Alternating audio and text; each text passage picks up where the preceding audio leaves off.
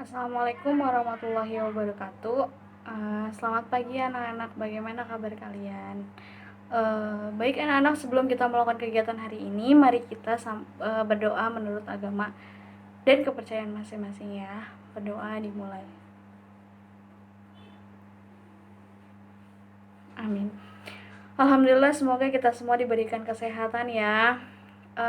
Senang sekali pada hari ini Ibu bisa berdiri di sini di depan kalian untuk menyampaikan suatu informasi yang semoga bermanfaat untuk kita semua. Sebelum memulai, saya ingin bertanya apakah ada yang tahu siapa saya atau sebelumnya sudah pernah ada yang kenal dengan saya? Baik, jika belum, saya akan memperkenalkan diri dulu ya. Nama saya Trina Yustiara. Dulu ketika saya mengajar di salah satu sekolah dasar, saya biasanya dipanggil dengan Bu Tri, tapi terserah kalian mau panggil saya Bu Ina, Bu Trina, atau Bu Tri, tidak apa-apa. Apakah ada yang ingin ditanyakan lagi mengenai saya? Kebetulan rumah saya di Ratu Jaya Depok, dan saat ini saya masih berkuliah di Universitas Indraprasta PGRI dan baru semester 4. Di sini kebetulan saya mengajar sambil kuliah, jadi siangnya saya mengajar, malamnya saya kuliah. Capek ya anak-anak ya.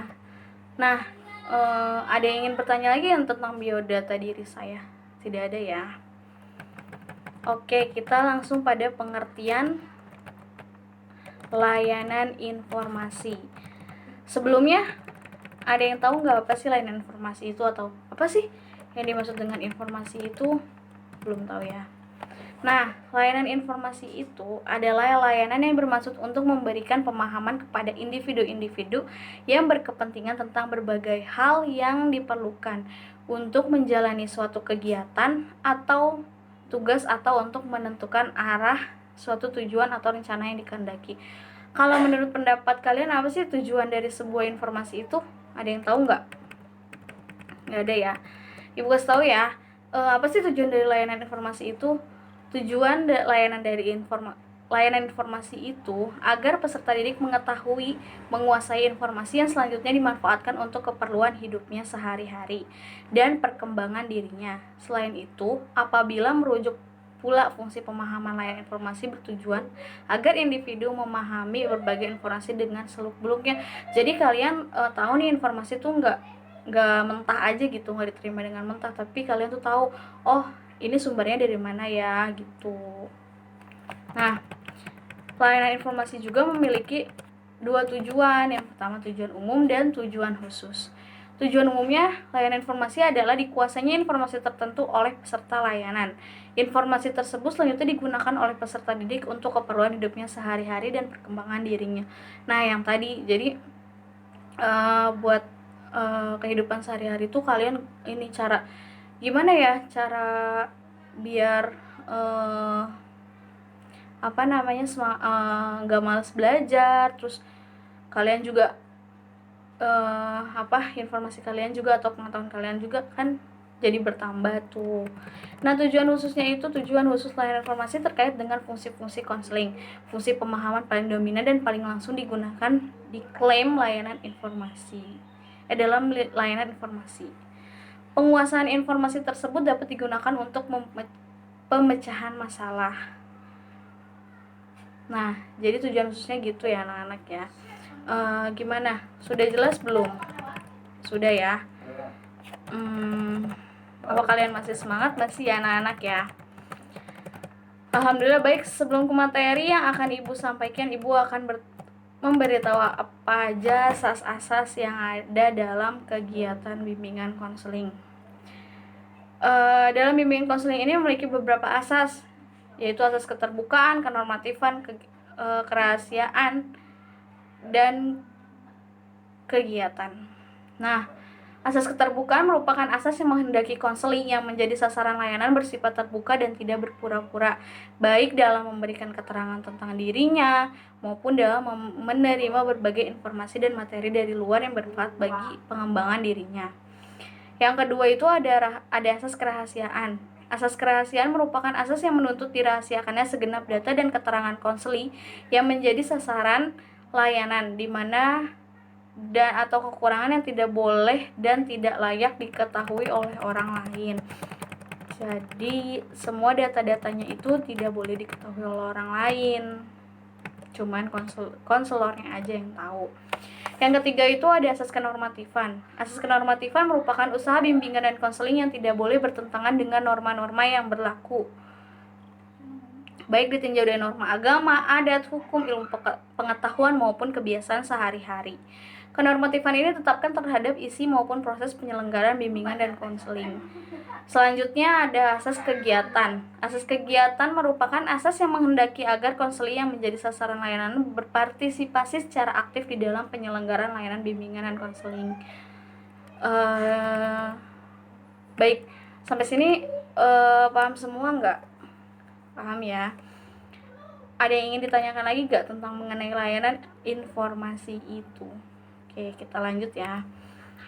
Baik, selanjutnya Ibu akan memberikan layanan informasi dengan topik pengaruh media sosial terhadap perilaku remaja. Sebelumnya Ibu ingin menanyakan, apa sih media sosial itu? Ya, media online ya. Media sosial itu kayak media online juga. Nah, contohnya itu kayak Instagram, WhatsApp, Line, dan lain-lainnya. Nah, media sosial adalah sebuah media online dengan para penggunanya bisa dengan mudah berpartisipasi, berbagi, dan menciptakan isi meliputi blog, jejaring sosial, wiki, forum, dan dunia virtual. Blog, jejaring sosial, dan jejaring sosial. Dan wiki merupakan bentuk media sosial yang paling umum digunakan oleh masyarakat seluruh dunia. Jejaring sosial merupakan situs di mana setiap orang bisa membuat webpage pribadi, kemudian terhubung dengan teman-teman untuk berbagi informasi dan komunikasi. Jejaring sosial terbesar antara lain Facebook, Pet, Instagram, Twitter, dan lain-lain. Jika media tradisional menggunakan media cetak dan media broadcast, maka media sosial menggunakan media internet. Media sosial mengajak siapa saja yang tertarik untuk berpartisipasi dengan memberi kontribusi dan feedback atau umpan balik secara terbuka, memberi komentar, serta membagi informasi dalam waktu yang cepat dan tak terbatas. Nah, kira-kira kalian ada yang tahu nggak sih apa sih manfaat yang kita dapat dari penggunaan media sosial itu? Nah, iya benar. Kita lebih cepat mengetahui berbagai informasi terkini ya. Nah, apa aja sih manfaatnya ternyata? Yang pertama itu jangkauan koneksi ke seluruh dunia. Jadi kita dapat dengan mudah menemukan saudara atau teman-teman kita yang berbeda negara dengan kita melalui media sosial dan mudah tanpa harus pergi dahulu ke negaranya atau ke kotanya gitu. Kita bisa tuh cari di Facebook orangnya gitu, teman kita atau keluarga kita. Yang kedua itu berbagi informasi secara real time. Dengan cara ini kita dapat chat dengan orang lain untuk bertukar informasi secara real time. Contohnya, seorang guru bisa menggunakan fitur ini untuk memfasilitasi kegiatan diskusi sambil mencari informasi. Media sosial atau pun informasi lainnya yang berasal dari luar dirinya. Melubernya informasi ini mendorong para remaja untuk mencari atau mengupdate dan berbagi informasi-informasi yang diperoleh dengan teman-temannya atau kepada publik. Yang keberapa nih? Yang selanjutnya itu adalah mengganggu kehidupan dengan keluarga. Kehadiran media sosial sejatinya dapat mengganggu kehidupan dengan keluarga, meskipun di antara anggota keluarga tetap bisa berkomunikasi secara online.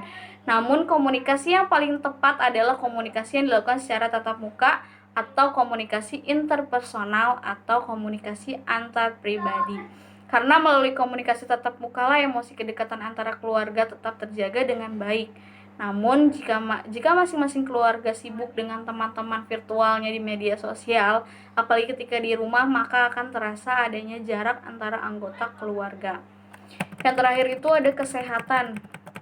Menggunakan media sosial secara berlebihan dapat mengganggu kesehatan.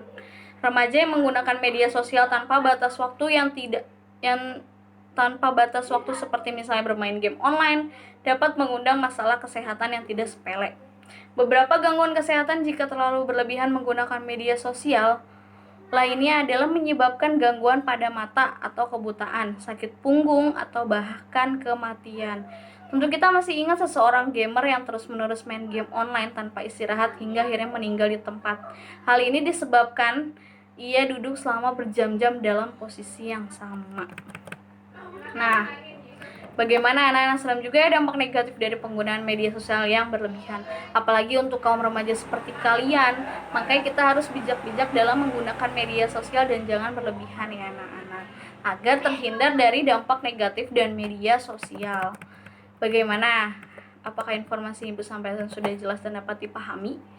Sudah ya. Baik, jika sudah cukup jelas dan dapat dipahami, jadi bijak-bijaklah ya anak-anak dalam menggunakan media sosial, apalagi di zaman sekarang ini. Nah, baik untuk kegiatan dan pemberian layanan hari ini, Bu rasa sudah cukup jelas ya, dan kalian juga sudah memahami apa yang telah Ibu sampaikan. Dan semoga apa yang Ibu sampaikan hari ini dapat bermanfaat bagi kita semua. Amin. Sebelum kita mengakhiri, ada baiknya kita ucapkan hamdalah, alhamdulillahirabbil alamin. Kita akhiri ya anak-anak, sekian hari ini dan terima kasih. Assalamualaikum warahmatullahi wabarakatuh.